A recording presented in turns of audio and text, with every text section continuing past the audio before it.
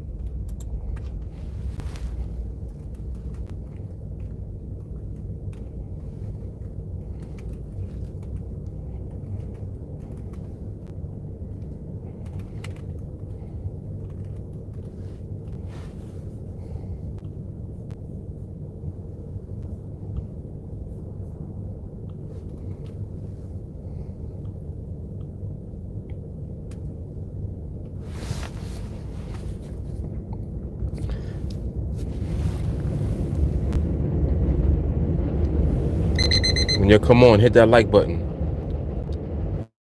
Also, let me know if y'all got notifications today.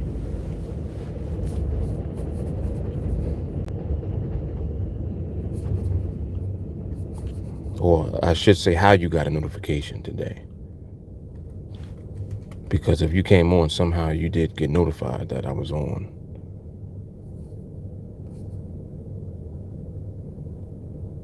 And again, you make sure you hit the like button when you come on.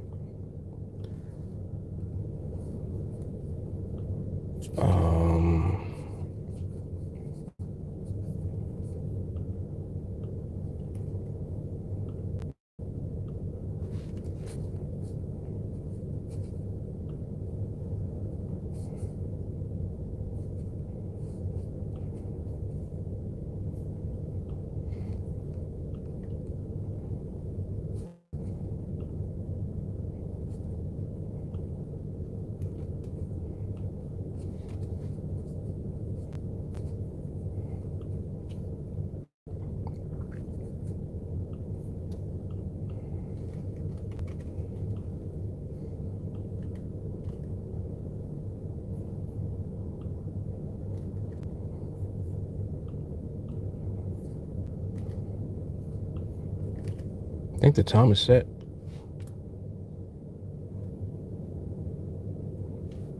Thought it was. Maybe not.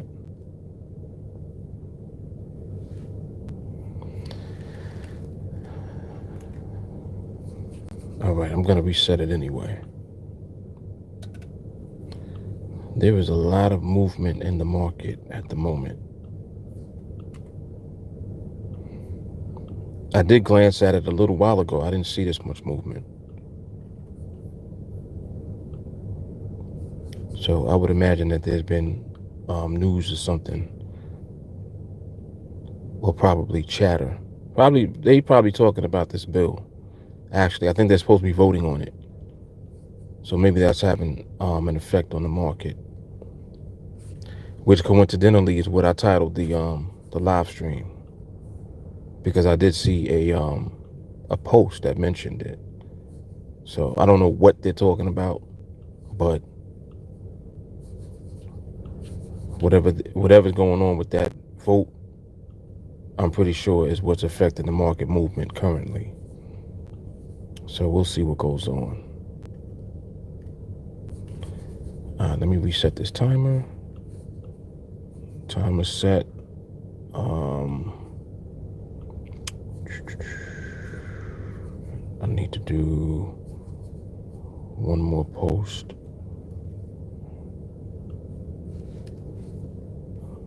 Okay.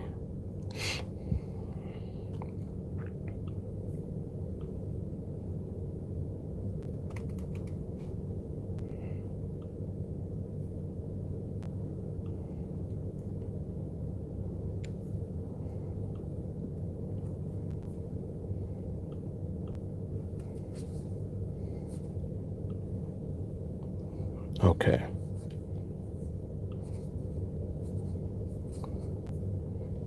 All right, so we're good to go. Let me come over to the chat. See what's happening over here.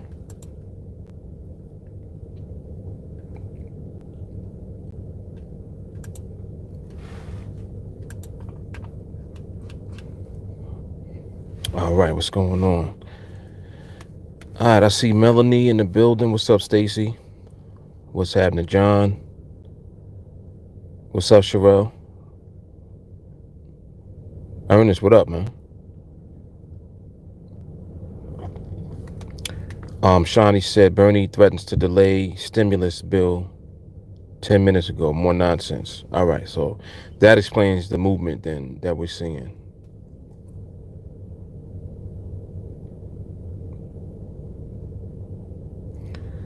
Lamar was good.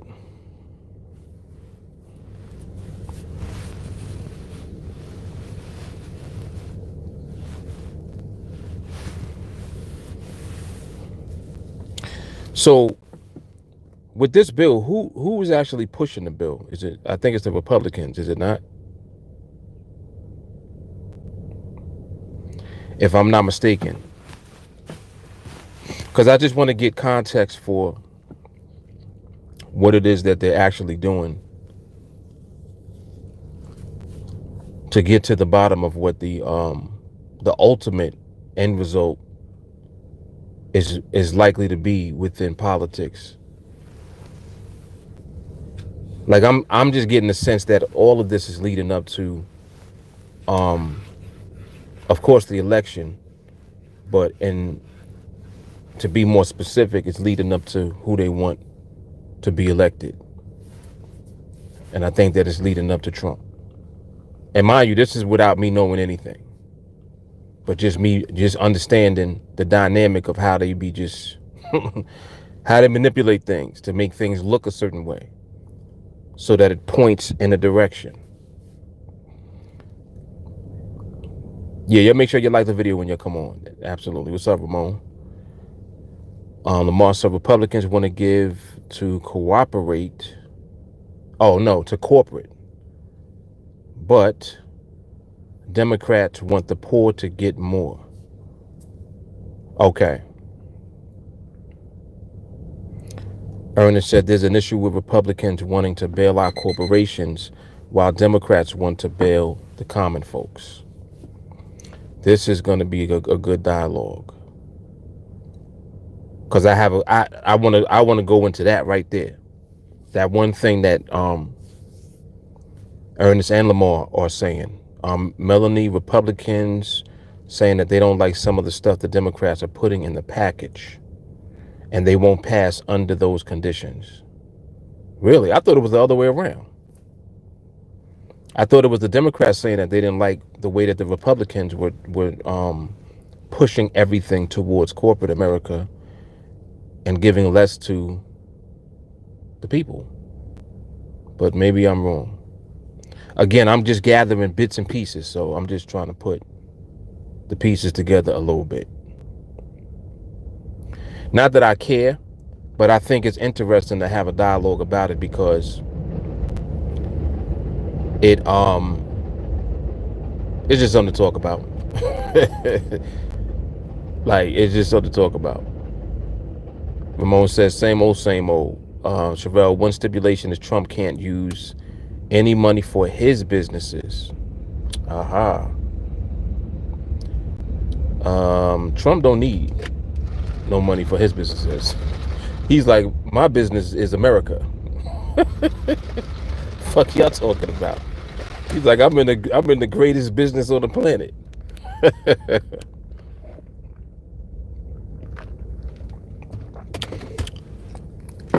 Shawnee said, man, by the time these checks get out, it'll be the 4th of July.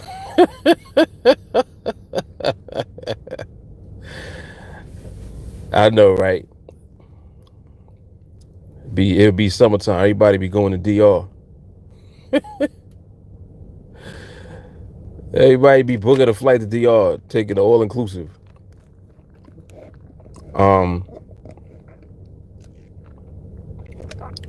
Melanie said, maybe I'm wrong, just caught a snippet.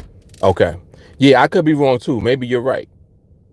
But I know we already know that they always go back and forth anyway, so we know that that's going to be a given. They always going to go back and forth. We know that much.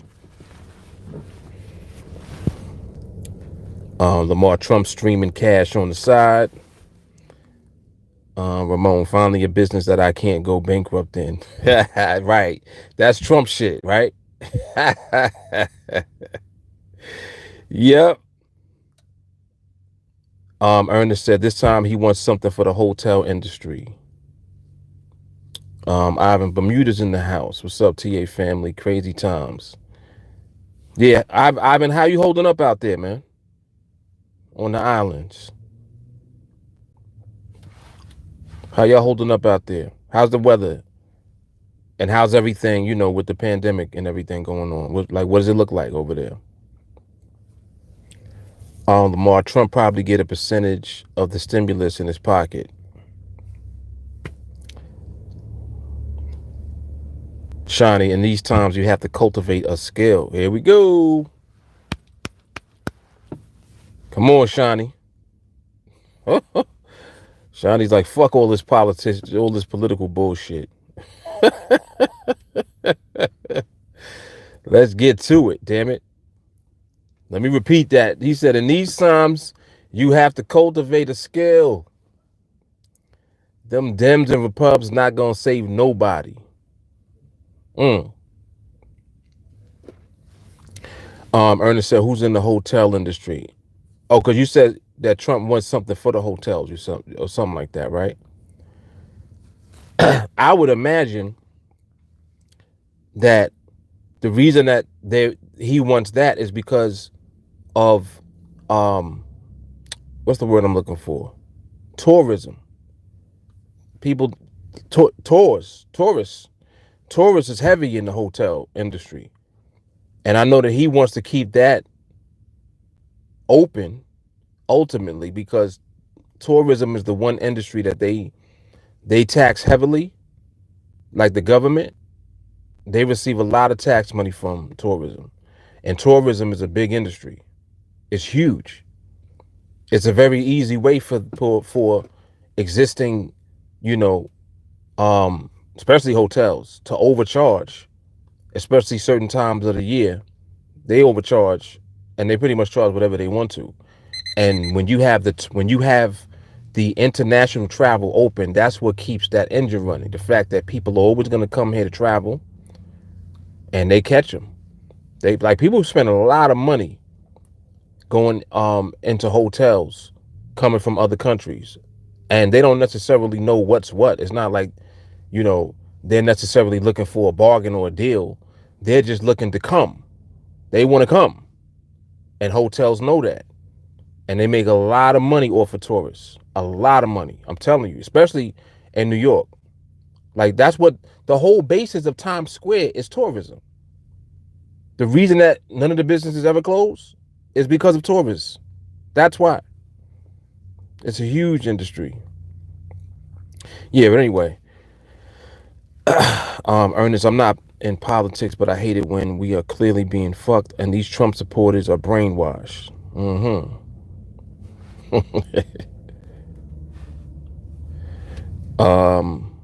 Ivan, Bermuda shot down everywhere, bro. No work, layoffs. Looks like Manhattan dead as fuck. Is bad, man.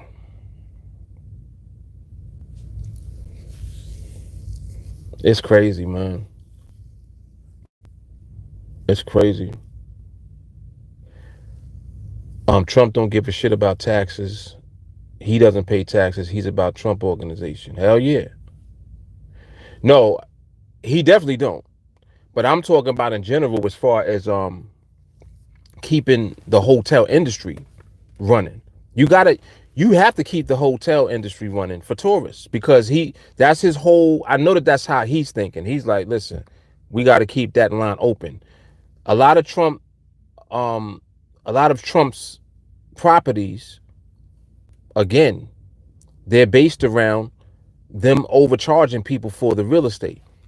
He still has the properties in the city right off of the West Side Highway. All of that is still Trump-owned properties. That's just one example. He got the Trump Towers. He got a bunch of other stuff. He got the golf courses. So like anything where it's like kind of they can charge whatever they want to charge, and their margins are huge, that's a good business to be in. And that's how all of his businesses is set up. He overcharges for every damn thing. He overcharges for everything. So him being in politics, that's the illest position ever, because he's in position to manipulate things in a way that he can to get laws passed, and laws that can help the type of industry that he's in. He does it indirectly. He don't got to do it directly. He don't got to do nothing directly.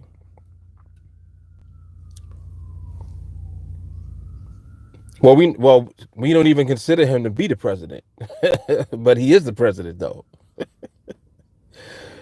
It is what it is. Like there's people that still don't call him the president. He said, "Oh, he's doing it directly. He doing it through Twitter." Oh shit. Sherelle said, "I'm thugging my way through Project 21. I can't worry about a Corona check for real." Exactly. Exactly. Yep. Lamar, my skill netted over 10,000 this month so far, so no need to worry about the government. Come on, let's talk it. Let's talk it. Peeps, get the skills so you're not at the mercy of governments. All right, here we go. Here we go. Let's talk about it. Let's talk about it. Ivan, tourism in Bermuda is our main money pipe, and insurance and banking. It's going to screw our economy over big. It is a lot going on though, man. Shawnee, a lot of businesses never coming back. Commercial real estate going to take a massive hit. This work from home shit going to become the norm.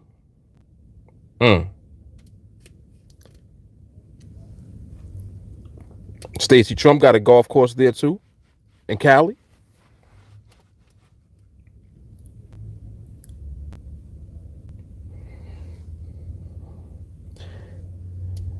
Yeah, Ramon right where he need to be.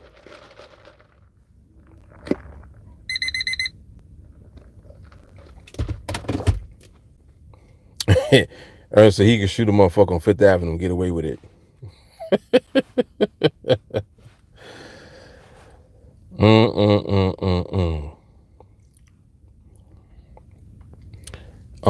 India locked down 1.3 billion people. How they gonna eat?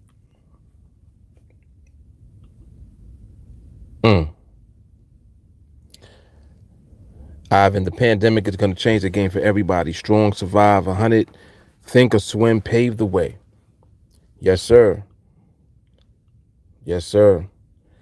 And see, that's why it's just more to me of the same dynamic no matter what goes on, because the truth is that anything, I look at everything like this. Anything can happen at any time, right? Like literally anything can happen at any time, but there are certain fundamental things that will always be running. Just think about it for a second. There are fundamental things that are always going to be in place, period. Money and currency is always going to be the way that we're able to exchange, and the economy, period, no matter what goes on, period. That's how you're going to be able to get food. Like people, of course, you have people that, they're of the mindset of getting off the grid, learning how to grow your own food. And I understand all of that. And ultimately, yes, we should move in that direction. But just in the interim, while you're a part of the system that's in operation now, you have to learn how to navigate so that you're not dependent on any part of the system, and you're independent, and you have the capability of always being in position to generate income, because you're in the system. You're a part of the system. You understand? So there's fundamental things that are always going to be intact while the system is intact. One is money and currency. Two is the markets. No matter, I don't care what goes on, the markets will be open for business, period. It's the whole basis of the system that we're a part of. You're always going to have the markets, always, no matter what. You ain't going to wake up one day and there is no more euro dollar, is no more pound. Like, no, these are currencies that exist, and they're part of the existing system and the existing paradigm that we're a part of, period. So knowing that, if you're planted as a foundation within that, then it doesn't even matter what actually goes on within the system, because you always have a way to maneuver and to put yourself in position to generate income. That's how you have to plant your flag. That's how your thought process has to be. And this is why when I really just thought about everything that exists, I'm thinking about all these different businesses. I'm thinking about all the different opportunities that you can do. And I'm like, wait, let me just really think about this for a second. What's the one thing that really ain't never gonna go nowhere? Definitely the markets. Definitely money. And then I think about what we do. We planted right there. The flag is planted right there in the foundational things of the system. We're not relying on anybody else. Like, you're not relying on what people do to be able to generate income and sustain yourself within the system. You're actually relying on your skill and your ability to extract, because you're part of the part of the system that is never gonna go nowhere. Market ain't never going nowhere. The markets are never going anywhere. Money and currency is never going anywhere. It might become a different form of currency, but it ain't going nowhere.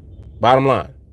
So like, all of the things that people talk about and think about is like what you might be talking about might be 100 years from now in the future. But for right now, it ain't going nowhere.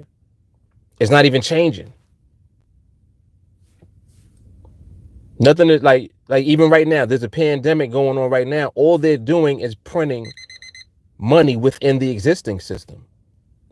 They're not talking about adopting a new currency. They ain't talking about, oh, well, we need a one world currency so that, we can do this and together. Nah, they're not doing none of that. The U.S., what do the U.S. do when something goes on? They print the money to pay for shit. That's how it works. That's how the system works. So again, market ain't going nowhere. Money ain't going nowhere. As long as they're able to do that, they're going to do that. And they're always going to be able to do that. Period. So it is what it is. And we possess a skill within the framework of the two things I mentioned, currency and the markets. Our skill set is in that. So just think about that for a moment. You don't got a job, you don't need a job. You don't have a brick and mortar business, you don't need that either. You don't need anything. Markets are open, you in position to trade, you in position to earn. Now, it's unfortunate that most people that trade don't have skill. That's where TeamAlliance comes in. You see what I'm saying? So I already understand the dynamic of things because I've thought all of this shit through. I've had a lot of time to think about it. I've been trading now for going on 28 years in the financial markets, like pushing 30 years in another couple of years. So I've had a lot of time to just think about how everything is. And as I think more and more about it, I'm like, yo, we literally are in the best industry, in the best business, in the best. We got skill, that's the best. It's the best. And it's like, and if you don't have skill, you need to get skill. You understand? So it's powerful, man. It's powerful. And just to know, like, even when I hear like the stories of what is actually happening within the economy. People are losing their jobs. Thousands of people losing jobs. And you're not worried about that. Like, you're in position to not have to worry about a job at all. It's like, well, like, which side would you rather be on? You want to be on this side, or you rather be a part of the herd of people that are unfortunately in a situation at this time? Like, it's your decision to, you know what I'm saying? You can make a decision.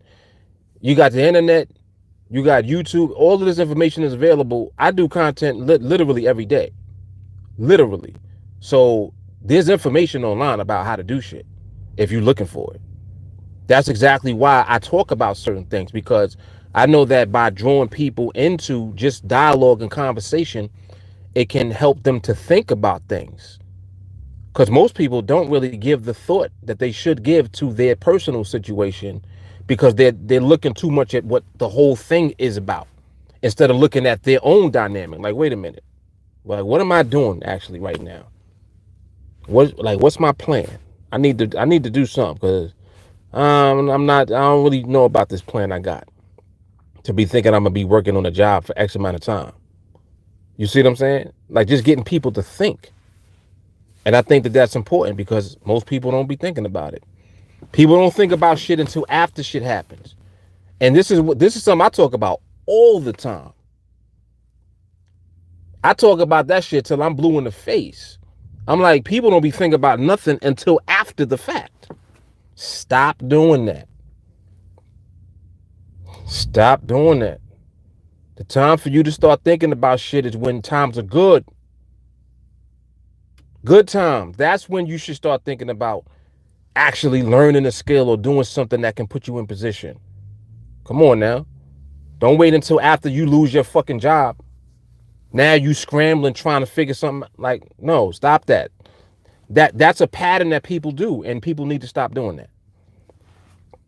People need to cut that shit out. But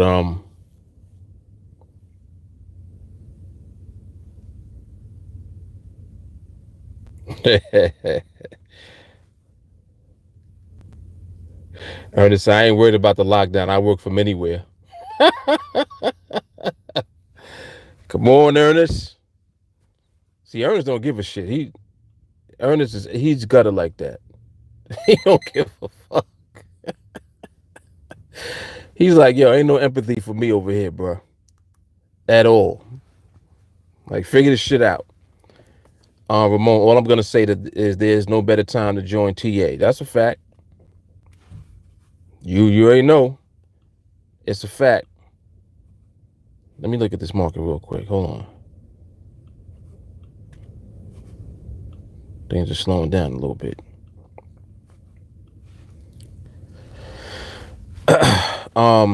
Shani, a lot of Americans resented Obama getting elected so much that they didn't care if they had a giraffe or a turtle in the Oval Office. Wow. Peleus, one fundamental thing is the market, which is capitalism, which why trading is the best business ever. Facts. And for those who, have thought otherwise, like, nah, he always talk about that trading shit. He just talks about that because he trades. No, I talk about that because that's what it is. You don't need me to tell you that. Just look around. Look around. Like, just take a look right now. It's literally businesses. When I be driving down the street, everywhere is closed. I just drove, and mind you, I drove up a major street. Everywhere is closed except supermarkets and a couple of the Spanish restaurants. And they only open because they do take out anyway. You know what I'm saying? So you can't go in there and sit down, but you can order food and then leave. A couple of them is open. I saw McDonald's always going to be open. Popeyes is open. Wendy's is open. Fast food and all that bullshit is open. Some of the local neighborhood restaurants are open. Pizza shops are open. Everywhere else is closed. Everywhere. Real estate offices closed. Clothing stores, closed. You go to Manhattan, Fifth Avenue is closed. All them stores, all them expensive brands, closed. All of them. Now, mind you, people work here. People work at these places. Now, mind you, also, people work at restaurants and bars. A lot of waiters and waitresses. Restaurant is closed. You a waitress. You ain't got a job right now. Other places I'm hearing, people getting laid off. Some of the places are saying they don't have what they need to be able to sustain and reopen when the time comes. Some of them gonna go out of business. They already said it. This is real shit happening in the real economy around you. Everywhere I'm looking, I'm actually seeing shit. I can see it. Y'all can see it when y'all go, you know, and some of you don't even have to go nowhere. You can just see, like you see what it is. So my point is, all of that's going on. I'm in the car right now. I got this. My business is running at full throttle. You telling me this ain't the best business on the planet? What we talking about? I just told you I ran down, with the exception of fast food and places that sell food and supermarkets, everywhere's closed. And even in restaurants, you don't have employees in there other than the people that are serving the food. You don't got waiters and waitresses. Everywhere's closed. Full throttle for us. What we talking about? So, once again, that's why, like, when people talk shit, I just be laughing because I'm like, y'all don't know what the fuck y'all talking about. You really don't. And again, you always have choices. Your internet is working. Your YouTube is still working.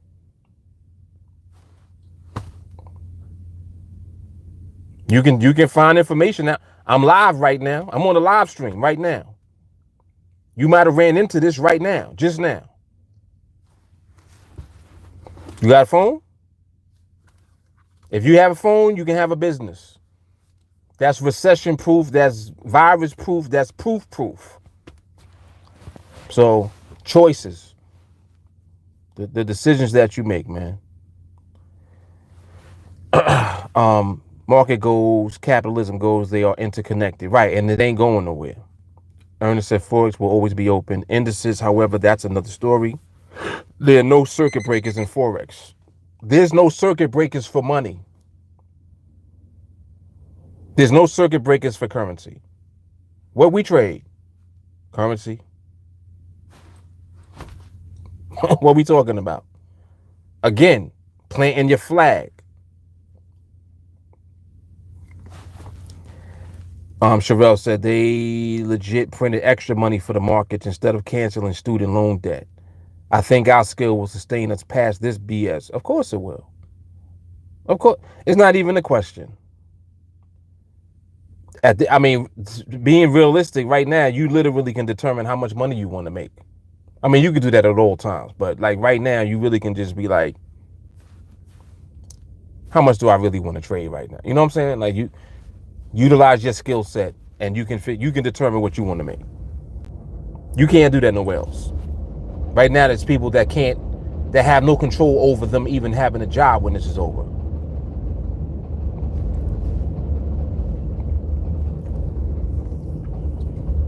Matthew said, I wouldn't say others having no skill is unfortunate. Not to me, anyway.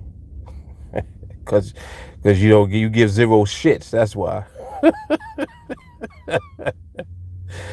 He's like, listen, shit, you should have fucking started training. You want me to tell you? Janice, fortunately, my roommate is an engineer and I'm a technician. So we have our house pretty well set up to do work at home anyway, right? And see, so you're in a good position because you're able to do that. A lot of people are not. Ernest said, comfort kills. Yes, it does. Yes, it does. Stop waiting until shit happens to try to. It's like, stop waiting until you not comfortable to want to do shit. You should be looking to do something when you are comfortable.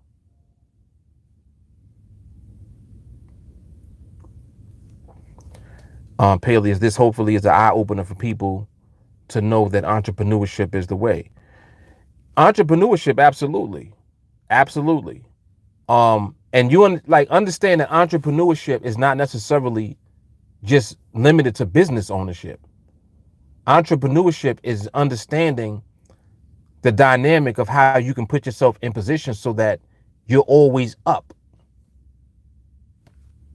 You always are able to do something that generates an income, no matter what. That's what entrepreneurship is. Entrepreneurship also means that you're taking the risk all the time. It's on you all the time. Every decision that you make is on you, whether the shit works or not. You know how it is at your job. You know, you make a decision or whatever. You can always blame the boss. Well, the boss, told me that I had to do such and such and such. All the blame, you're going to blame the boss or your supervisor or somebody else. You're not really held accountable for anything. As an entrepreneur, you held accountable for everything. Every decision that you make. You deciding to take a course or learning something about something in particular that you want to do. Instead of hiring somebody to do something for you, you actually take a course or you do your own diligence to learn it yourself. That's entrepreneurship. Figuring everything out all by yourself. Everybody's not built for that.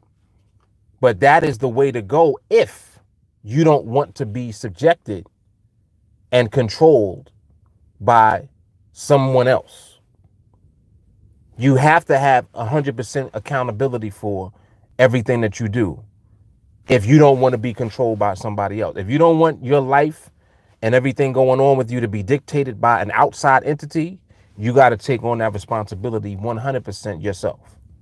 That's what being an entrepreneur means. It don't mean everything's going to work that you do. It don't mean everything is going to work that you try. But what it does mean is that you're responsible for your failures, but at the same time, can't nobody take credit for your successes. You see what I'm saying? Can't nobody take credit for when you do shit and it does work. That's you. That's all you. Can't nobody take credit for that. That's all you. The same way, like if you fuck it up, that's on you too. So, yeah, entrepreneurship is definitely, the alternative. But let's be clear what it is, though. Ramon said, earnest and empathy is like water and oil. For real. For real. That water popping out that hot grease. Oh, shit.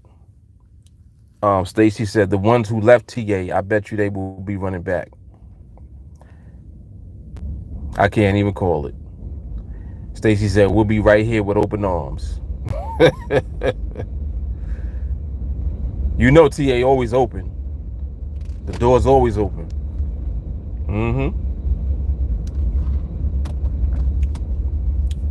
Shawty said, your business was definitely running full throttle yesterday, Mark.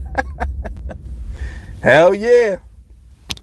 Hell yeah. I was 2-0 yesterday. I was like, yeah, let's get it. Shit. What y'all talk about? Yeah, I think yesterday the euro gave it up like 4 times though. There was one permission slip and 4 follow through trades, and they was all together. It was like bang, bang, bang, like 4 in a row. I was like, damn. Euro decided to give it up today, huh? I think there was permission 2 on the pound. And matter of fact, and we had permission on the Aussie during training too. So yeah, man, you see what happens. The market just does what it want to do, man. That's and our job is just to be ready. That's it. Come on, man. Skills. Matthew said, you can't talk to everyone on this level. It's like trying to explain calculus to an elementary student at times. Come on now. Come on, man. That's another reason why I love, to do these, because we able to relate and understand what we even talking about. I can't have conversation with regular people. Like just like right now, if somebody was to hit me up like, yo, what is it that you do again? Is that the stock market? That's the first question they're gonna ask. You know they're gonna ask that. They're gonna be like, is that the stock market? And I'm just like, no, no, no, no. And this is what I'm talking about as far as seeking out information when you're comfortable. When you feeling good, if you see that there's information available, why don't you take advantage of the information? I literally did an educational series video playlist. It's 100 videos in the list that explain what I do.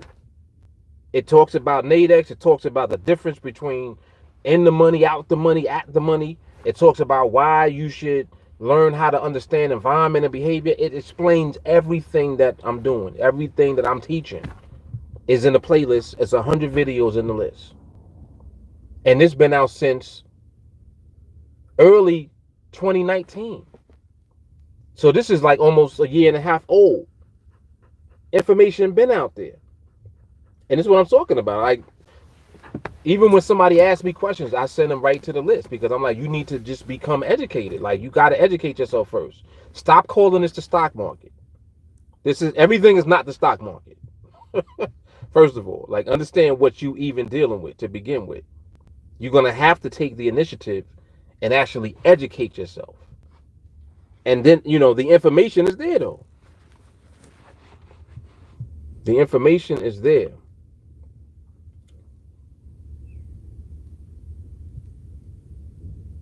Ernest, you know who's open? Agricultural stores. I got a pickup truck. They paying me for deliveries, average $50 an hour. Chickens need to eat. Interesting. Oh, excuse me. Rich said it's intrinsic. Yep. Kim said being an entrepreneur is not easy. No, it's not, but neither is going to work every day for 30 years. Neither is dependent on the boss. Neither is dependent on the corporation that you work for. But yet millions of people do it.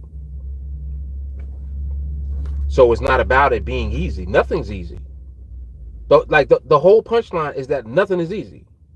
But there are advantages and disadvantages to the way that you want to go about creating the path for your life. Like, which direction do you want to go in? You want somebody to be in control of everything in your life, or you want to be able to be in position to be in control yourself and also have all the risk on you too. It might not work. This is what scares people. Oh, but what if I do and it doesn't work? It's entrepreneurship. Most of the shit you try don't work. What you talking about? You're gonna try 100 things before some shit works. Are you kidding me? There's no manual for anything that you do. You running a business, you have a business. It's just like if you have a business that you want to build. You want to build the business. You know how many different things you're gonna have to try? You're gonna have to spend money for to try to figure out if it works or not. You don't know what works yet. You gotta spend money and figure out what works. When you figure out what works, then you rinse and repeat what works. This is what I'm saying.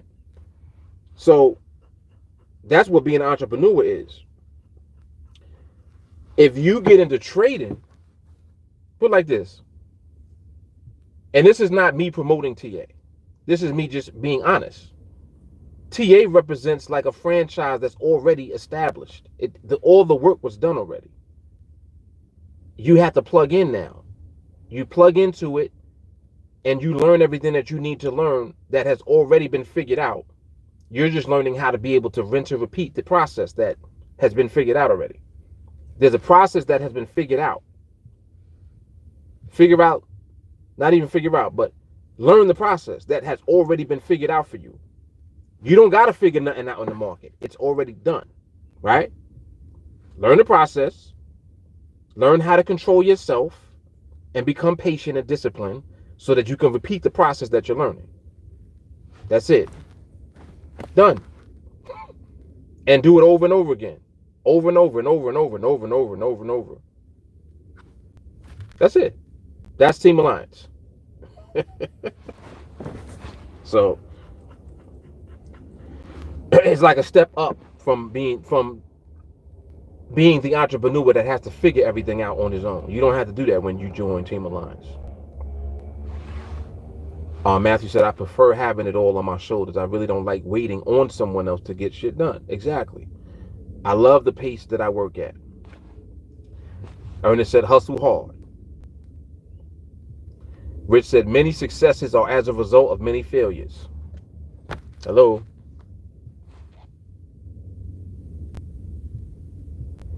Paley said the pound slowed down yesterday too. He was sick and got a trade in. There we go. Why do people ask that question? Is the stock market more popular than Forex or something? Stock market is what's in the mainstream media. They like, just like if you're watching TV, all they talk about is the Dow, the NASDAQ, and the S&P 500. They talk about stocks in the mainstream.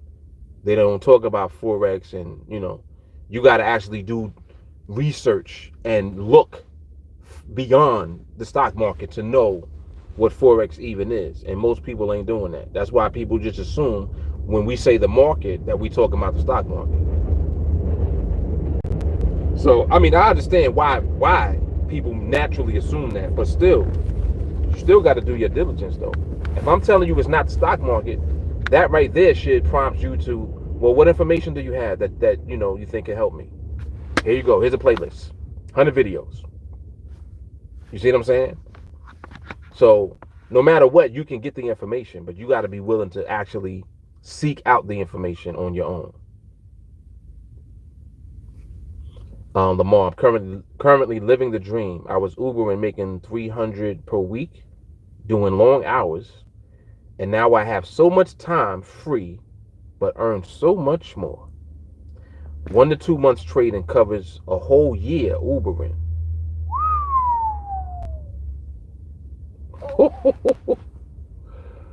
Hey. Come on now.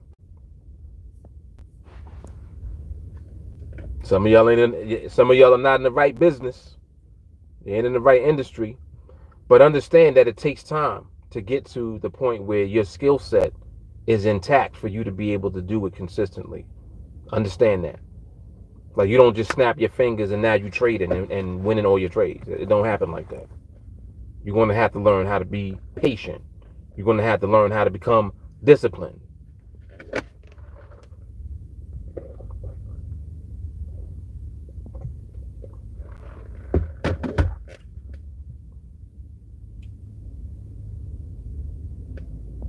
Michelle, key performance indicators. I'm not sure what that is. What's that, Michelle? Jamal, would this be a good time to ask, what do you do again? I make money from the car. That's what I do. From the car, from the street, or from the house, wherever I'm at, and I got my phone with me. I'm in position.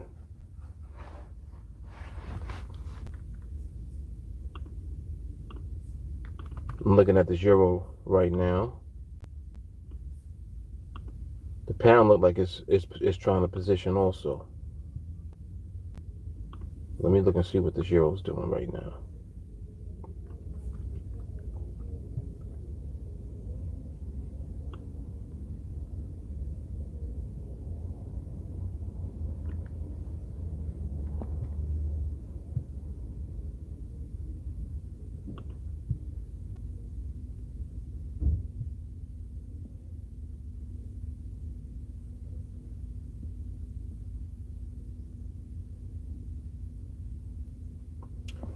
Euro is almost there. It has too much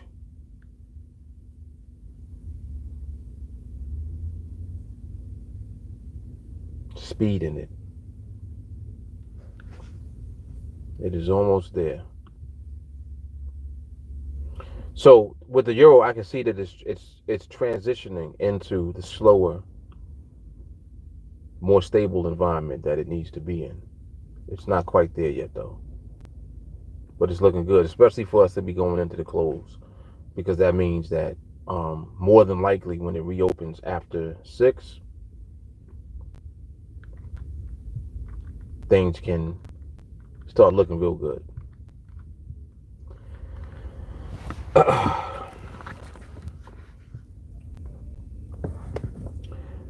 Kim, you're always promoting TA. Good marketing skills you have.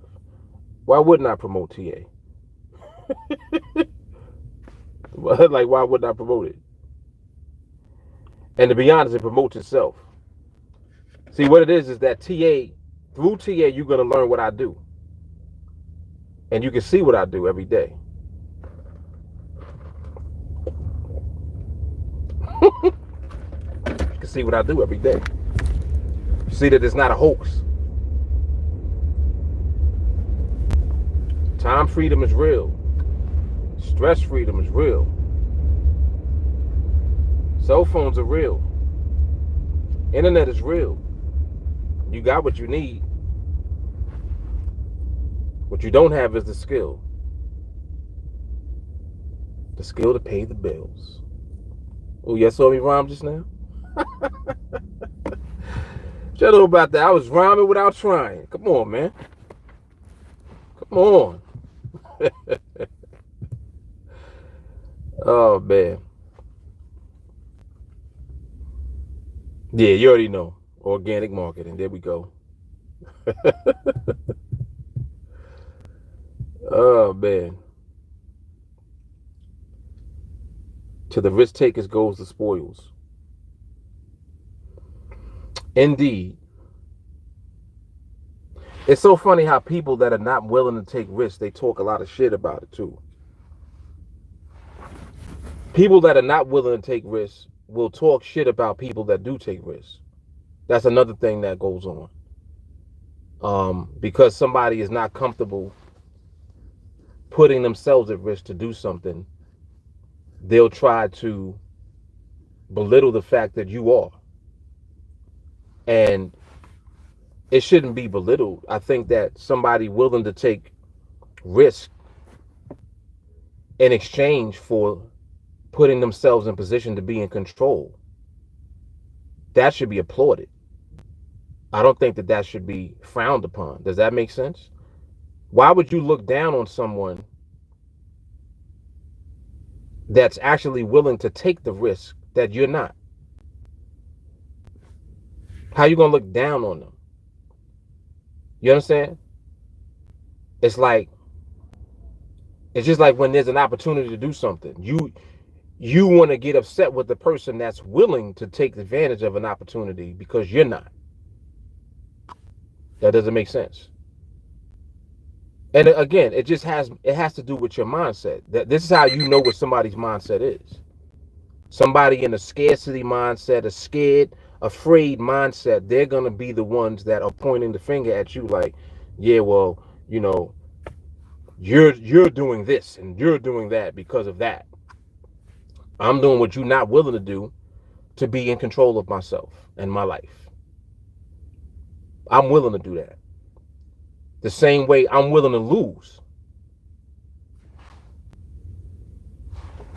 See, people forget that part. I'm willing to lose in exchange to be free. We're talking about a whole nother level now. You scared to lose. That's why you go to work every day. That's why you hand over the control of your life to somebody else. Because you're scared to lose. That right there is the difference between the majority of everybody and an entrepreneur. That sentence right there that I just said. You scared to lose.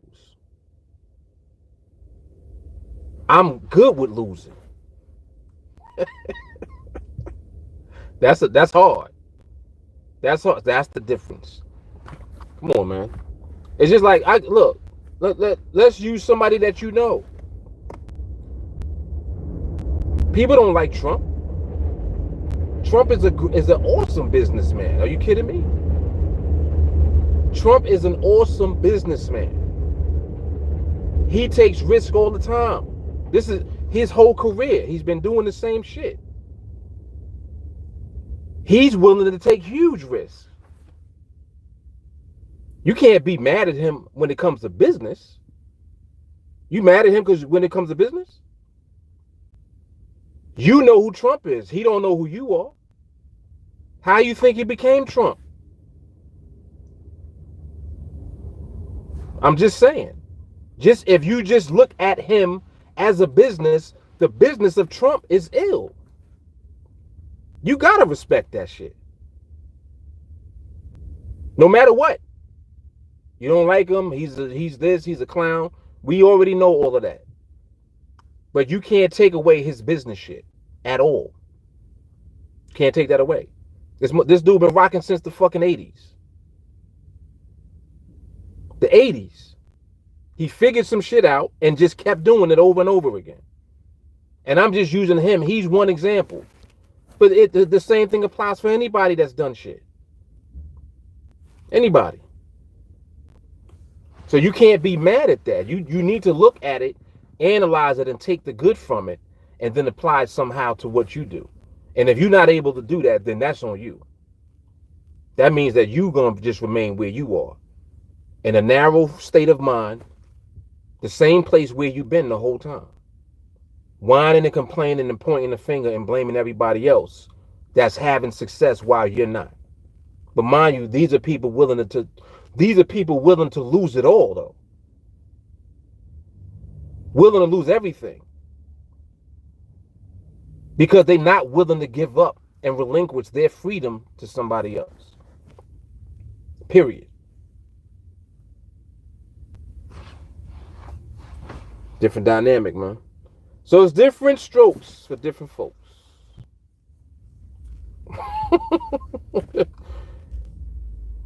Different strokes for different folks. Ernest said, I like it that Forex is in the background. Yeah, I know exactly what you mean, and I agree. Yep.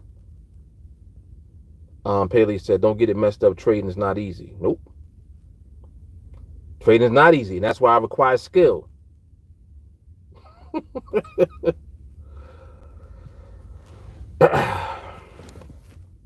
Jay says, some people just love making other people rich. It's cool or whatever. I'm just not that guy. Lamar stock market is connected to people's pensions and companies they work for, hence why it's in the forefront. Very good. That is factual. Yep.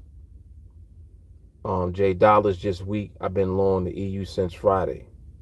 Nice. Nice. Paley, sometimes I don't feel like training or looking at the market sometimes, but I have to stay strong. This is what I do on the side for now. Exactly. Rich said TA promotes itself through its results. Come on now.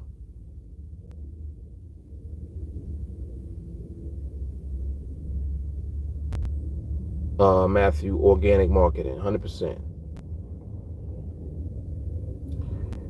Michelle, occupation, opportunist, TeamAlliance. Okay. All right. Mark G, chill. Matthew, deep down scared and don't believe in themselves, 100%. Ernest, they look down because you're doing what they want to do, but they don't have the cojones to do it. It hurts a little bit, huh? Hey, it's true. It ain't my fault. Ain't my fault. Ooh, this is hard. Lamar, the unknown is always seen as risky. Woo. Come on. Come on, man. Ernest, ghost at the door effect. Yep. Melanie, I didn't see the 450. I didn't see that. I'm not. If anybody saw the 450 on the pound, mention it. If you actually did see it, let me see if anybody talked about it in the group. Nobody said anything in the group chat either. Melanie, are you recording? That's another thing. Let me just put that out there too. While you guys are on here, gotta record. You want to get into the habit of recording.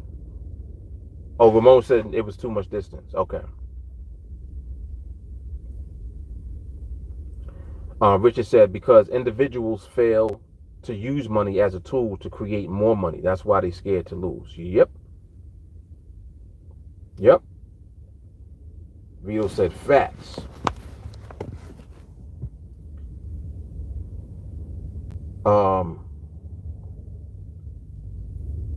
Matthew, nothing that reaches new heights was done without risk. Come on, man. Come on. Rich said he got a couple of $1 million as a child. He has no fear to lose money. Right. Right. And see, it's like no matter what the dynamic is, the bottom line is that you still gotta not be scared. If you got inheritance, it is what it is. The thing about him being an entrepreneur is that you got to be an entrepreneur. If it's just like if I gave you millions of dollars already, what you gonna do with it?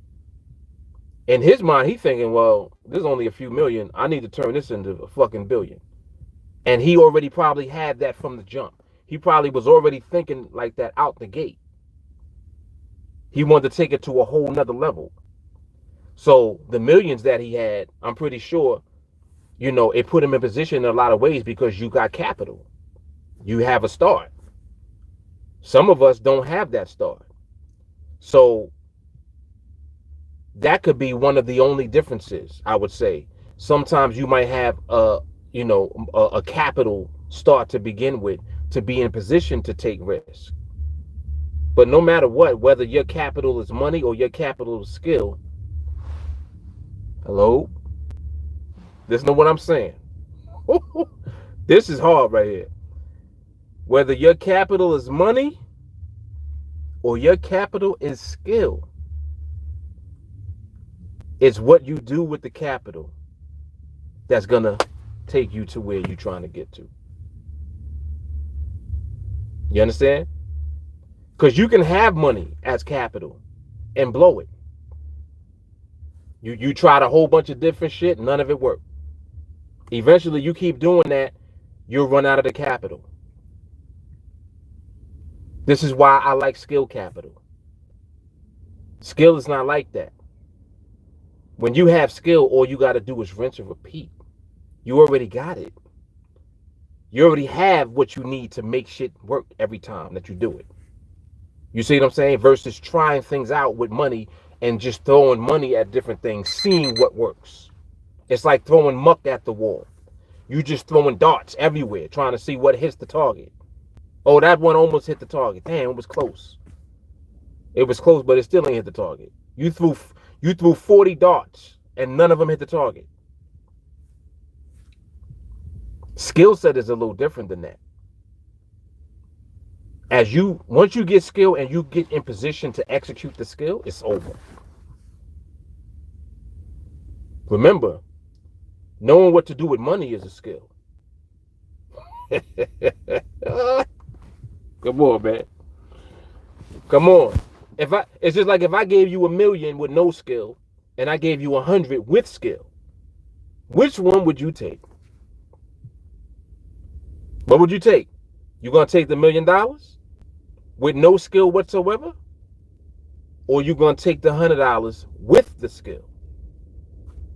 What's the real capital? All right, I'm done. I'm done.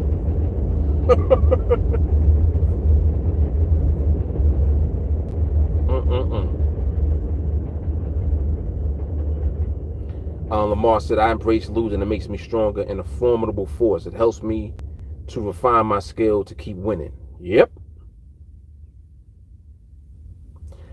Vito, read the story of the Wright brothers, Risk and Reward. Nice. Michelle, Google Elizabeth Trump and son, risk taking is in the DNA. And if you got it in the DNA, you're going to do it regardless. Some people have to learn how to overcome fear in order to do it. And I think that that's where the majority of people are. Most people are afraid and they scared. You can learn how to overcome your fear so that you're not scared, so that you can execute. You see? You can learn that, whether that's in your DNA or not. Rich, overcoming your pre-programmed mind is the part that's not easy. Oh, we're going in now. Damn. Damn. Matthew, if you look at your trade account balance as a tool in your business, you won't ever have fear. A carpenter never scares from using his hammer. Mm.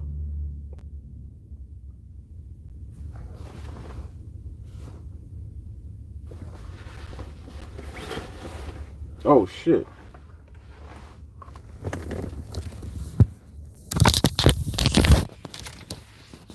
Yo, thank you for saying something. I'm doing all that talking. Y'all couldn't hear shit, huh? Or it was very low. Thank you, Lamar. Damn, sorry about that. I did a real mic drop, huh? Damn. My bad. And Mark with the mic drop. See, that's how heavy the vibe got. The damn mic dropped itself. Shit.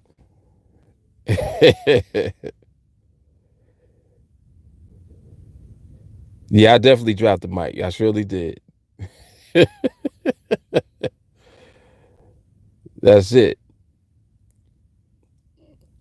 Yeah, taking 100 all day.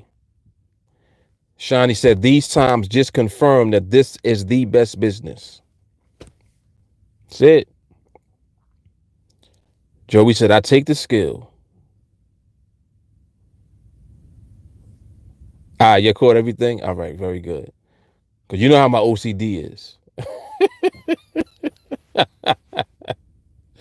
Shawnee said, nah, we can hear your loud ass. Oh, shit. That's funny.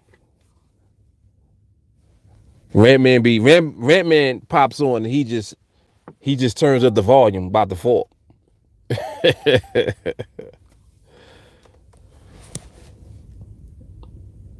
Okay, Rich said he sent a video of the 450. The distance looked good. Came in at 7. It's in the chat. Let me take a look. I'll look at that real quick.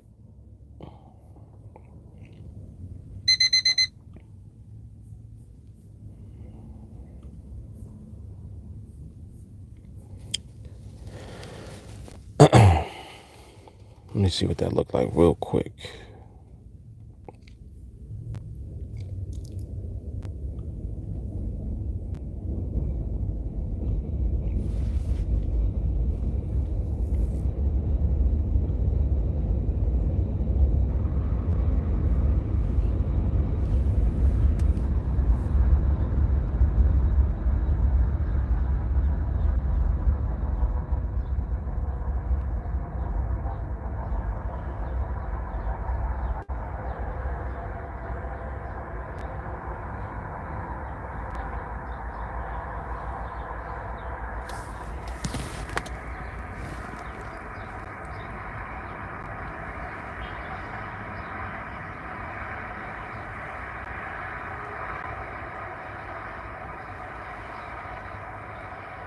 That looked good.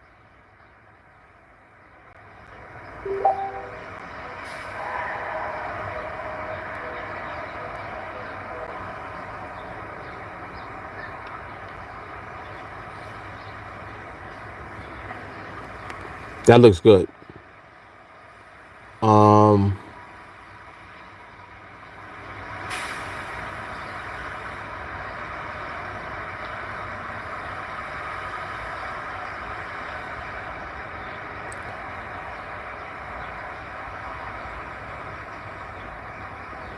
There is, and I know that y'all are noticing this also. When you look at the movement on some of the moves, you notice how it's like the momentum kind of picks up a little bit towards the end of the binary, but sometimes it's not bursting. It's just, like slightly faster movement towards the end. I think that when you're seeing that, um, there's an inherent drip that's in the market even when it slows, and the timing of that drip is gonna present itself at some point during the binary. So when you're seeing it do that, but it's after the market has already positioned itself, and you're also seeing that overall environment, is pretty slow. You got to make a decision as to whether you feel comfortable with that or not. I'm used to seeing it, so when I see it, I know that that's what it is, just from experience.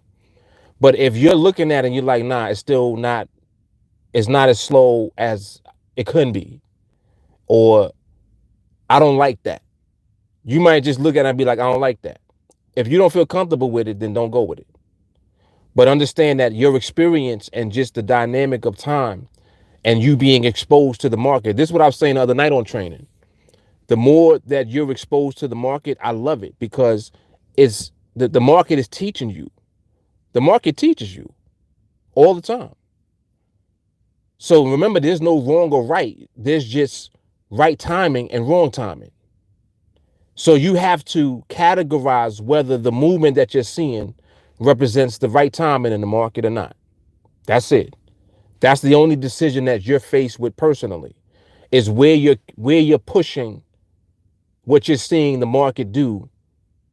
What category are you pushing it into?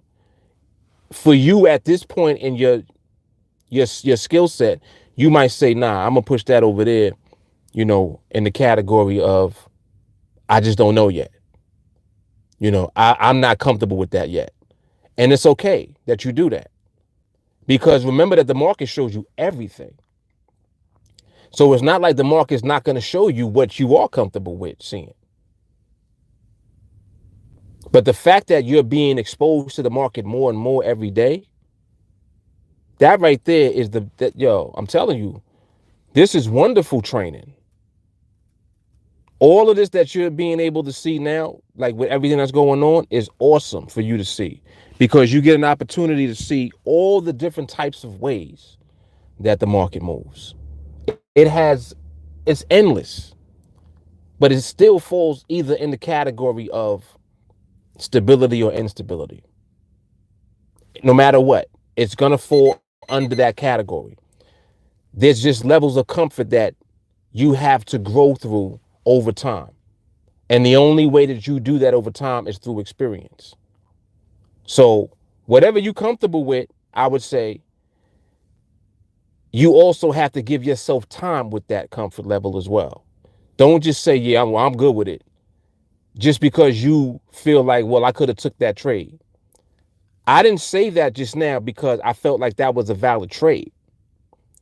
I said that just now because I liked how the market looked. You understand the difference? It had nothing to do with it being a trade. Remember, we're not looking for a trade. We're looking for timing to be right, period. So I just wanted to say that to elaborate on why I was saying that looks good.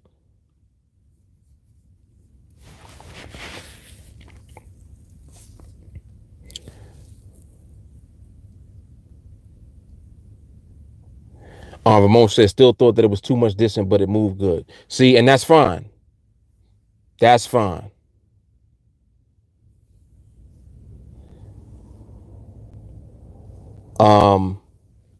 Kim, I'm gonna come back to your comment. Matthew said, I don't know if anyone else has caught this, but with the larger distances between strikes, there's been pricing on binaries with more position distance than normal. Of course. Of course.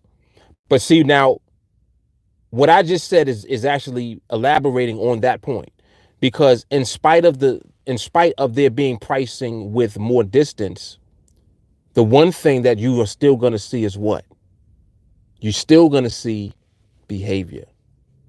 See, no matter what, And as a matter of fact, the trades that I took yesterday, both trades that I caught yesterday,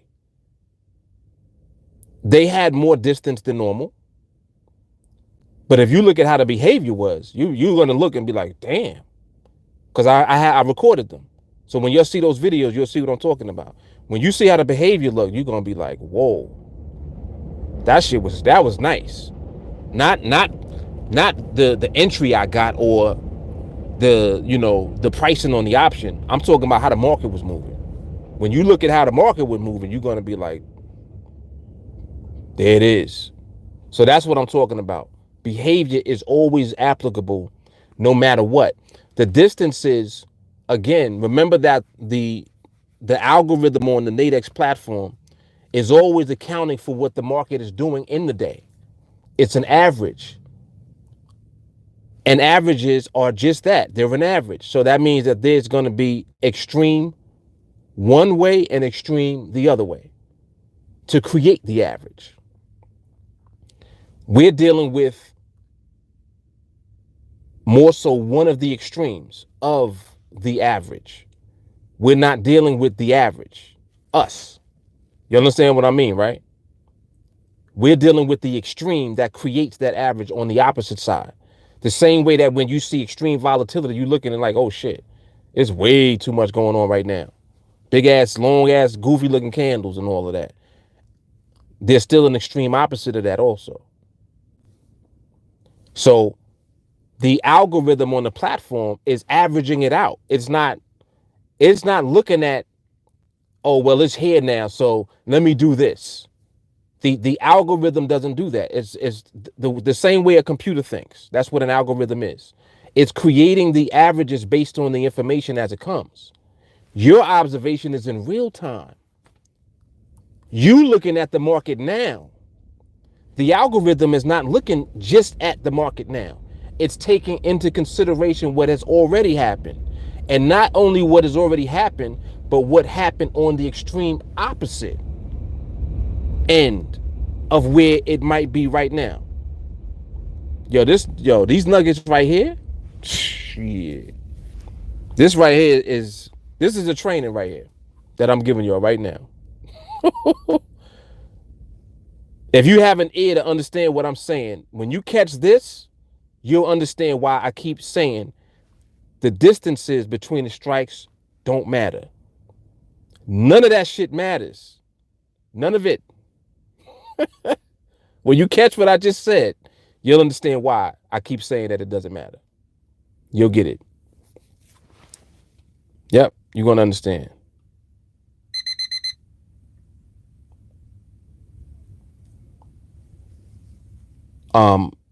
Moolah, that's what I was asking you about, the distance with the pricing the other day.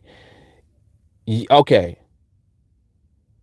And maybe I didn't fully explain it like that. And I'm pretty sure I didn't, because I didn't have a reason to at the time.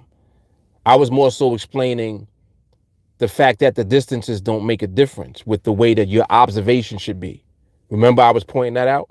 I'm like, you do everything the same way that you normally do. Because remember that what you're detecting and picking up on is more so behavior. And the behavior that you want is only going to be found in the environment that you're waiting for.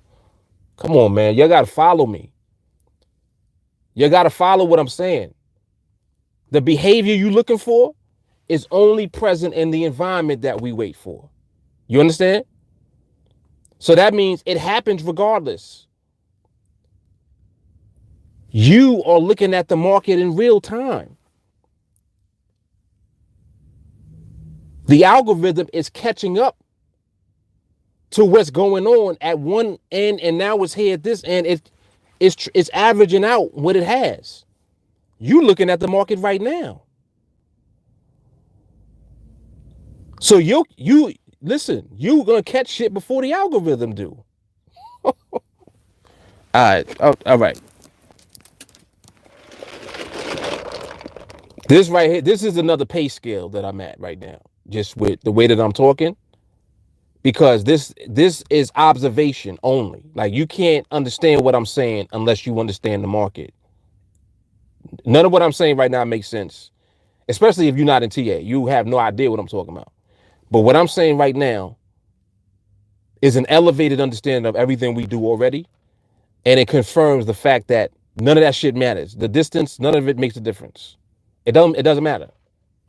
The market still has inherent qualities that it always has. You are there, you're watching shit in real time.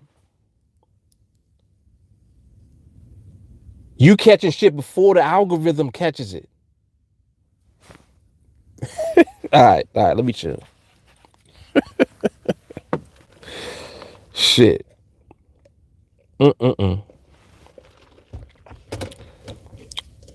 Kim had said sometimes binaries on the chart finish on the line and indicative shows one below strike, but you can still lose. Why is that? If the indicative finishes on the line, Kim, it's going to go to the seller. In order to be a win for the buyer, it has to finish at least one micropip above the line. So hopefully that answers that question. Kim, it had speed, but indicative showed below strike at the end. It depends, again, if it was a buy or a sell. If it was for a sell, that's a win. If it's on or below the strike. If it's for a buy, it has to be above the strike by at least one micropip.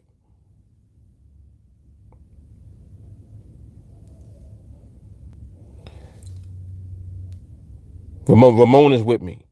He said the algorithm expects the market to move more, so there has been favorable pricing at bigger distances. At times. Notice it don't always do it though. Sometimes it prices out too, right?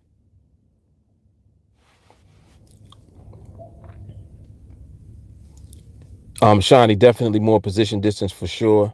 Matthew, I agree. Now day and night sessions, 5 strikes due to increased volatility adjustment made. The distance differences is present, but don't get thrown off by that. Right. Exactly. Ramon, Kim, if it jumped, the indicative is due to speed. And if you had a buy, you lost if it ended on the strike or below. Correct. Peleus, when the distance is out, I actually have more of an edge. Peleus, you thinking along the lines of where I'm getting at a little bit. If there's more distance, it is okay when your behavior's right. You're following me? Y'all understand what I'm saying? Come on, man. See, this the shit that study does.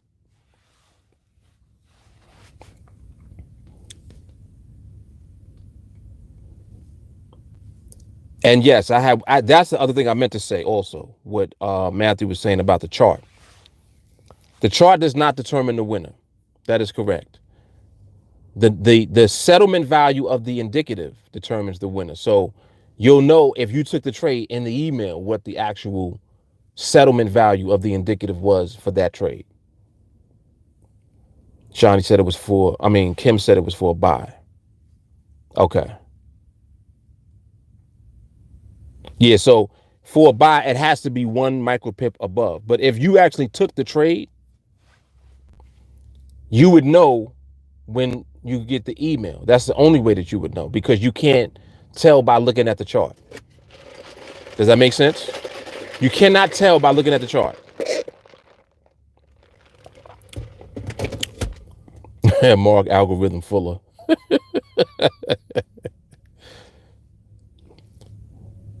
Kim said it won when it should lose. So then if you won, that means that the settlement value was above by at least one.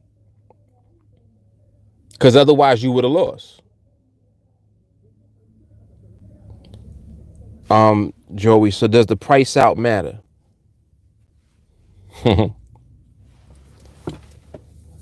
We talked about that yesterday, right? In training. Joey, watch last night's training.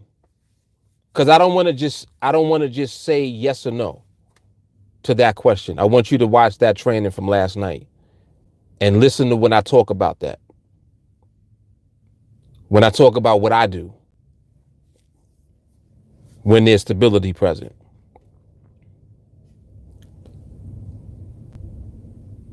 Ramon said, okay, then good if it did. NADEX gave you that free win. Lamar, I think when there is speed, NADEX uses the time and sales and not chart or indicative price. They use a combination of several things to determine the settlement value. When the market is moving very fast, it becomes difficult to pinpoint where it was at the moment of the expiration of the option. That's why they call it a settlement value, because they got to consider everything that was happening in that split second with prices. Remember that the indicative by itself is an average of buy or bid and offer in the real Forex market. The indicative is one price. That one price is a reflection of both the bid and the offer in the open Forex market already. Remember, that has nothing to do with the option. Right now, we're talking about the indicative itself. And the indicative decides the winner or the loser of the option. And so they're looking at the market movement, bid and offers averaged out to determine the settlement value of the indicative when the market is moving fast. Does that make sense? Another reason why you got to be careful if you trade in speed, you got to be careful. Whatever you're doing, you should, be trading so that your win is so significant that it ain't even close. But this is really good stuff here that we're talking about right now, because this is very insightful for the NADEX platform in particular. Ramon said probably one by hair. Rich said it's all the same picture, just one scaled up in size. Ramon, the email tells you the exact indicative position NADEX recorded in the end. Yep, sure does.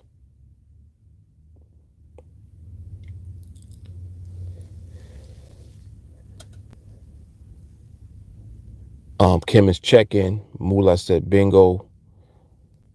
Ernest says time decay. On the binaries, the time decay is not even relevant though, because the binary is decided by the indicative, and the indicative is determined by the actual market. So it's the actual market that's determining where the settlement value of the indicative is going to be, and then that determines whether you win or lose the trade. Period. So that's one of the major differences between binary options and traditional options, because with traditional options, you have time decay. Remember that with binaries, it's not the same as traditional options at all. Because with traditional options, the price of the underlying instrument either settles in the money or out the money.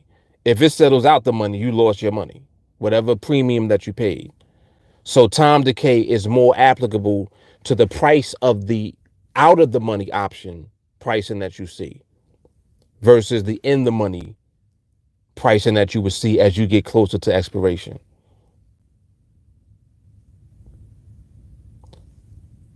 Kim said the email shows one by one, but on the platform indicative it showed below one at the close. I didn't think to check email.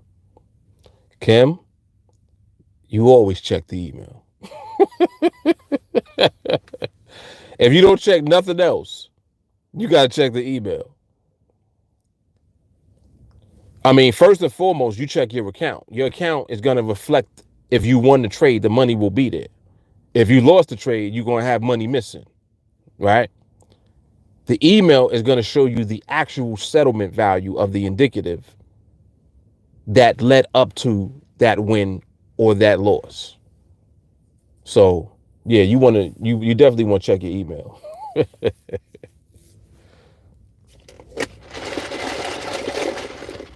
Rich said market could have also transitioned just at the point of it moving into the new binary. Right. That's right. Which is movement. So in other words, if the market is still moving, but it's not being reflected on NADEX, whatever the market is doing within those last few seconds of the actual binary expiring is going to determine where the indicative ends up. That's why it has that settlement value. That's exactly why they had to do that, because, you know, the settlement value can be different than the information that you see on the chart.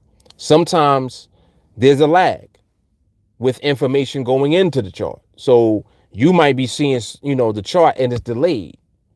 Market could have moved already. So they can't go off of the chart information. They got to go off of the actual market information. And that's what the email does. Kim said, yeah, I saw the money, but thought that they might take it away if they found it below.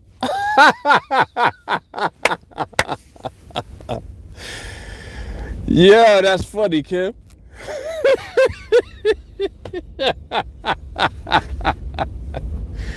Yo, that's a first right there.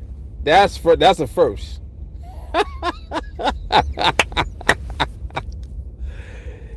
Come on, let's get to it. Let's get down. Hold up. Now, I want to know if Kim called. I want to know if Kim called NADEX. Let me see if Kim called NADEX. Hold up.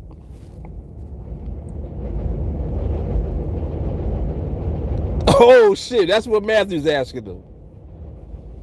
Just to be clear, you didn't call NADEX, did you? Let's see what Kim says.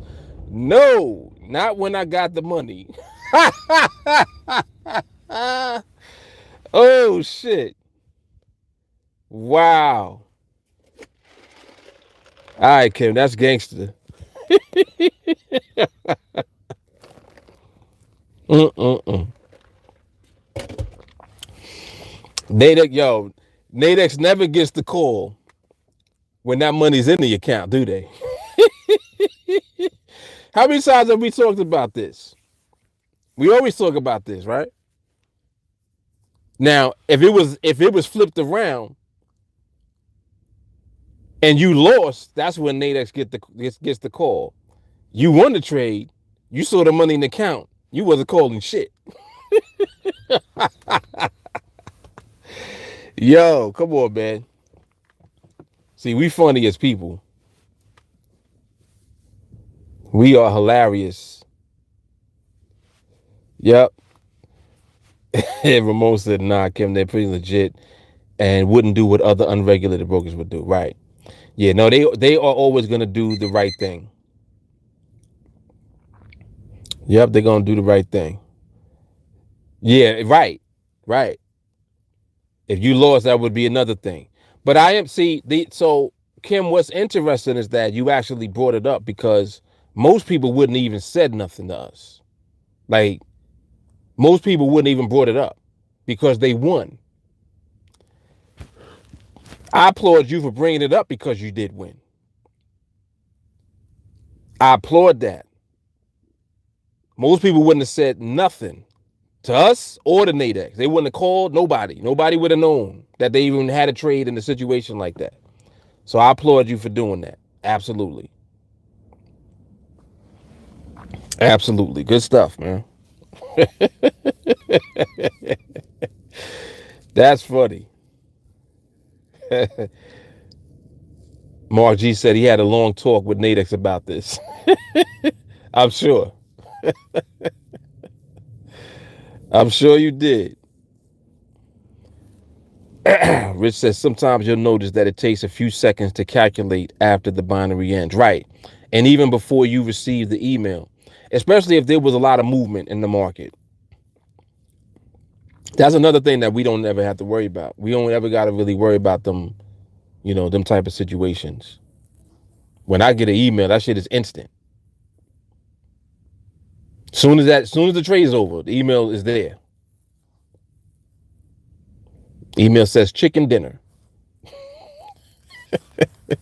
That shit says chicken dinner in the subject line.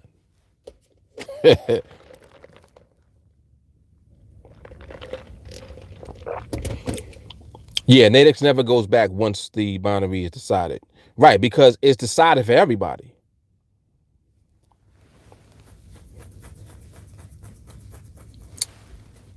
Yes, indeed. Yes, Ramon.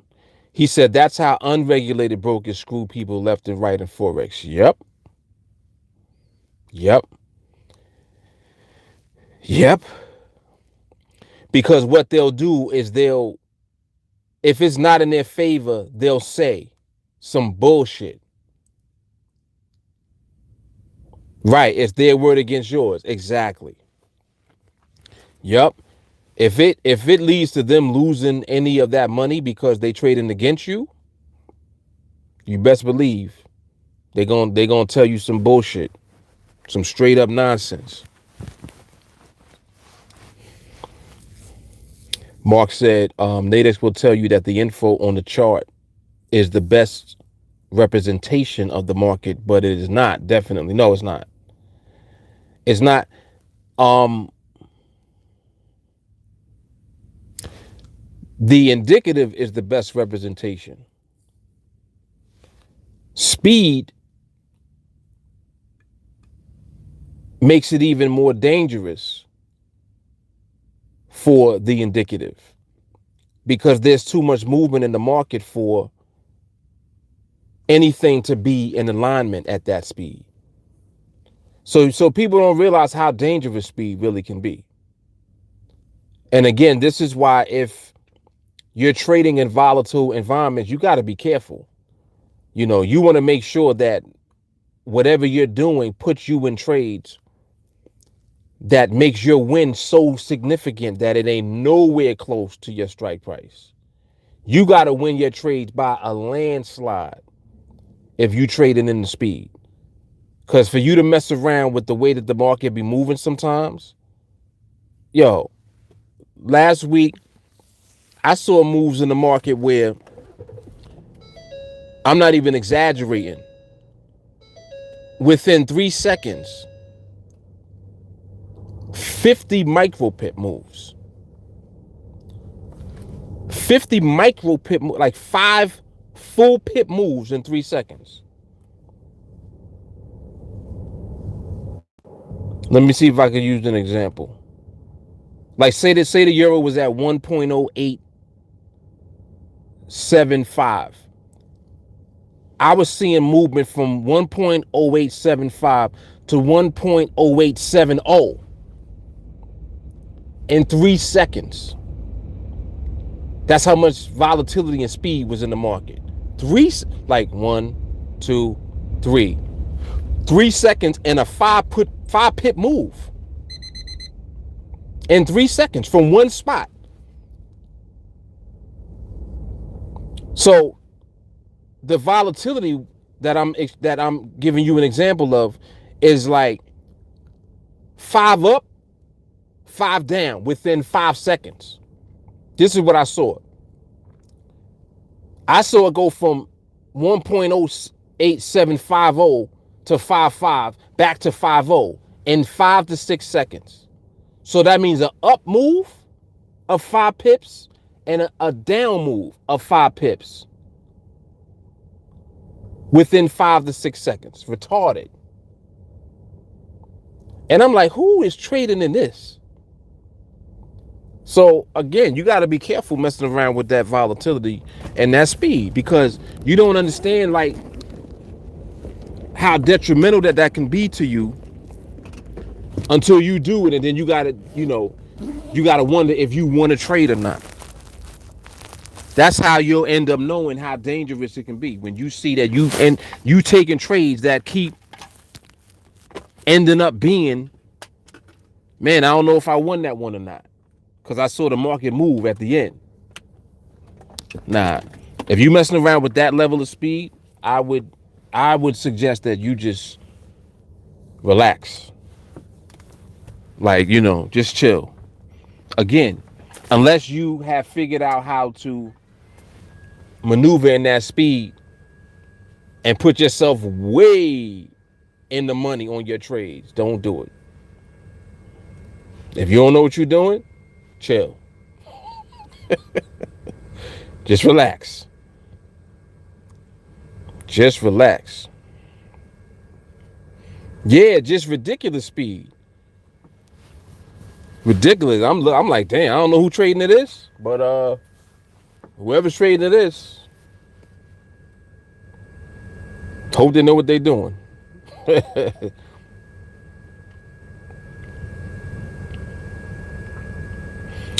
Ramon said they also manipulate what you see so that they can profit every time, whether you win or lose, because even the profits might have been altered against you. Yep, they do that too. These unregulated shops. Yeah, they'll tell you whatever to put it in their favor. Yep. Yeah, they be lying, telling you it was a spike. They do all type of stuff, man.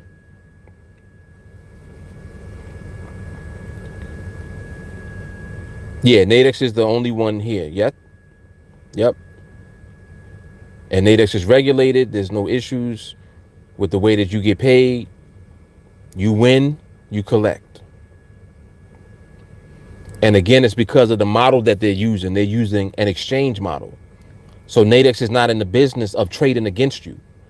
They're in the business of putting you on the platform with a whole bunch of other people that want to trade, and y'all battle it out. Give me some money every time that you're battling. Every time you're fight, I get a percentage. I'm Don King. So NADEX is Don King. He get paid on both sides. He get paid off the fight.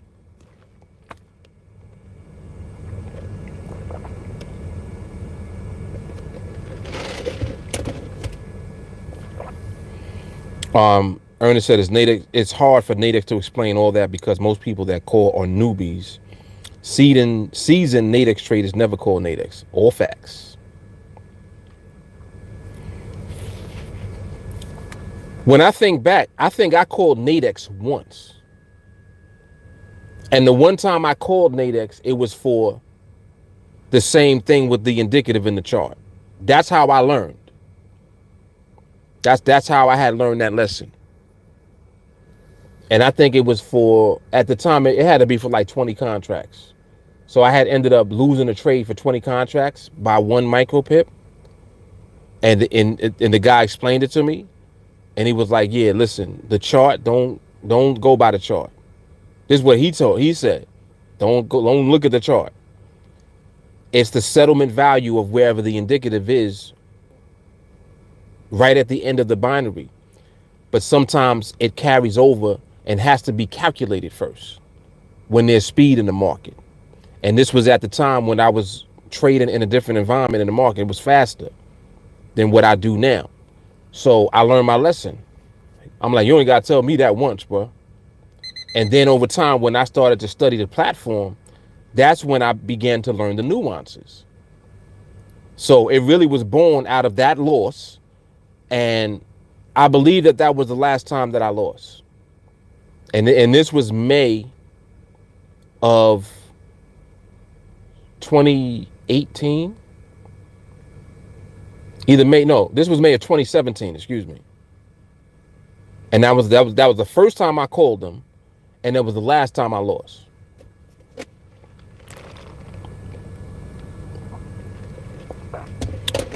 NADEX is Don King, Marcus Mike Tyson.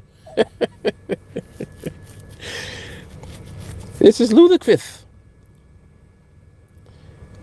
NADEX is the Al Hammond of boxing. Yeah, Rich said, make sure you have an undeniable winning position by the end of that binary. Yep.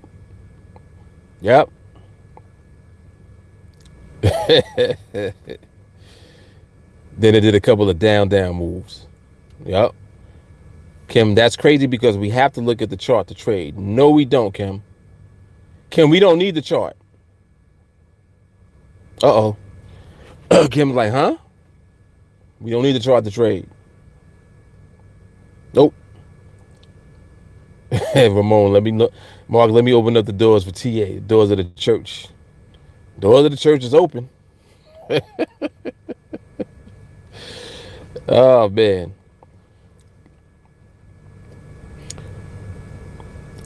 Yes, that happens also. Right. Ernest said the last few seconds of the trade will black out. That's where the math happens. Yep. Rich said, as soon as the preacher turns on that cam, these doors are open.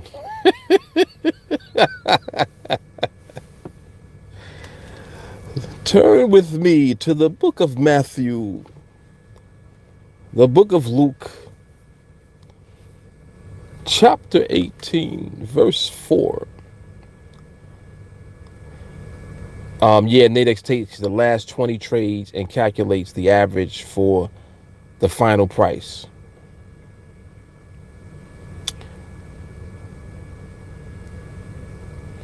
I've heard them say that, Lamar. I've heard them say that before. And the trades that they're talking about, they're talking about actual trades in the open market. They're not talking about on the binary.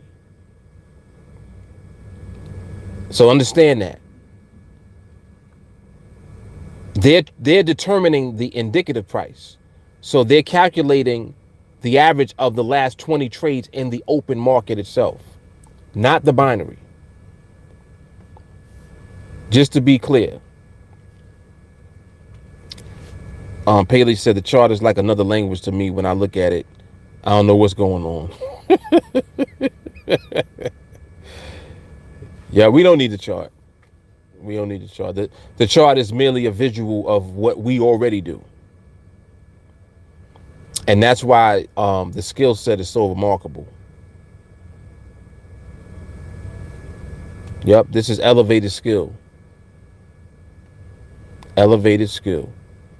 And I mean, it really continues to elevate because we always train. When you keep training, it's just like an athlete. Like I always make reference to an athlete. The best athletes are the ones that outtrain the other athletes that they fight or that are their opponents. The best team is always going to be the one that outtrains and out practices everybody else. Because all they're doing in practice is rinsing and repeating the training. Think about it. That's what makes them better than you.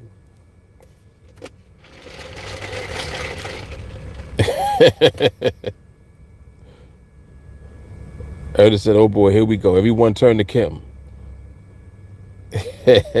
Yeah, Kim got crickets right now. Kim's like, huh? What are you talking about with the chart? What?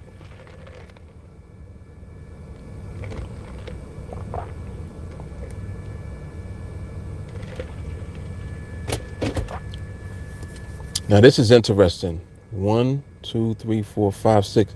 There's 6 people right here that just like they kind of met up together. They came in 2 cars and they like handshaking and hugging.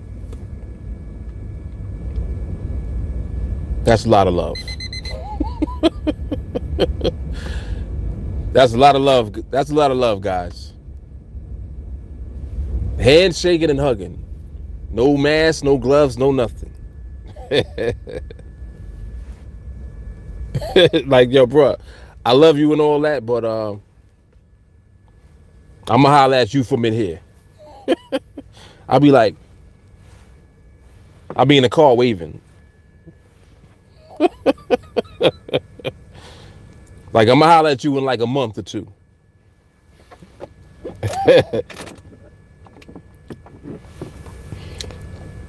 Oh, Kim, you trying? If I got the crystal ball? Nah, no crystal ball, Kim. He said might be a death pact. Wow.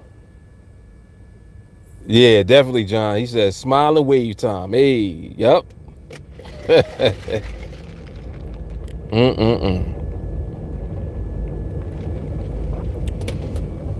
Nah, it's not a lot of people out here. Like, not at all. That's why that was so weird to me, because it just was so random. Like, I'm like, y'all just meet up and start hugging and dapping? Like, really?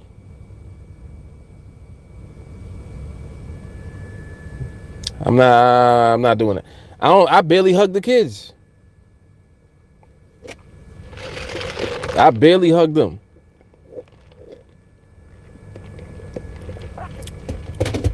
And that kind of hurts me. But I'm trying to train them to not really just be in that frame of mind right now. Just keep your distance. And those are my babies. So I ain't messing with nobody out here.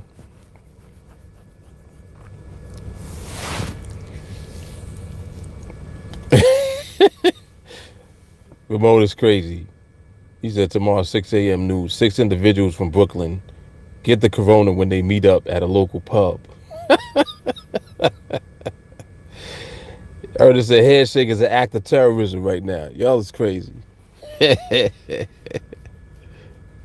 Y'all are insane.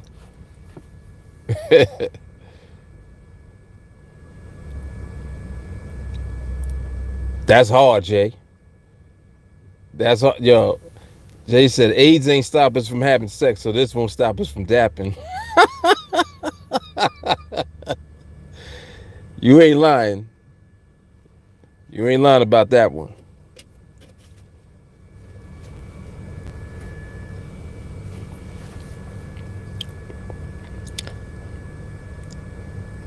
That is hilarious.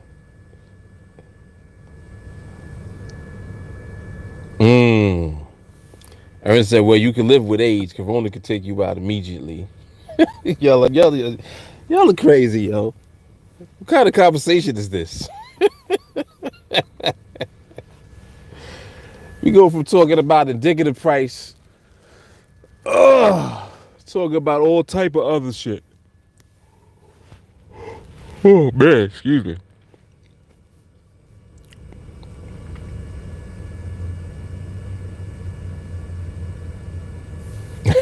You don't need to look at the stick shift to know what gear you're in. Yep.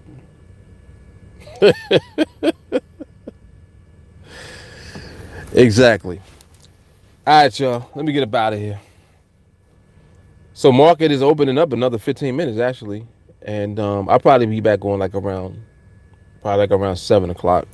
I'll get back on. Take a look at things. See what goes on. All right, so I'll see you guys in training. But make sure you disinfect. Get your alcohol. I told you about the alcohol, right? Just use raw alcohol. Preferably like 91%. 91% alcohol. The hand sanitizers are good, but they're not as good as just alcohol because the sanitizers spread the germs on your hands. They spread germs and viruses on your hands. Alcohol kills shit. Spray the back and the front. And rub it all around. Yes. Get your moonshine on. There you go. Oh, man. Yeah, y'all be safe out there, man. I'ma holler at y'all. All right. Peace.